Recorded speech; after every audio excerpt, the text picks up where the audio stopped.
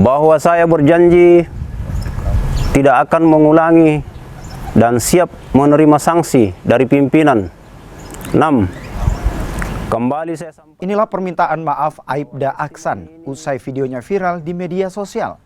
Meski meminta maaf, namun Propam Polri tetap melakukan pemeriksaan kepada anggota Babin Kamtibmas Tanah Toraja tersebut.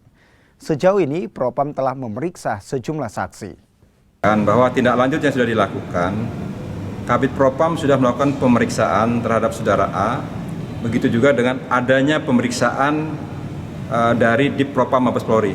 Jadi langsung Dipropam Mabes Polri itu turun ke lapangan untuk memeriksa saksi-saksi kebenaran yang disampaikan terhadap apa yang sudah dilakukan oleh saudara Aksan. Ya. Apakah itu ada korupsi, apakah itu ada mutasi dengan biaya, itu sudah dilakukan pemeriksaan. Tetapi sampai sekarang juga belum terdapat bukti-bukti dari hasil pemeriksaan Propam terhadap saksi yang diperiksa.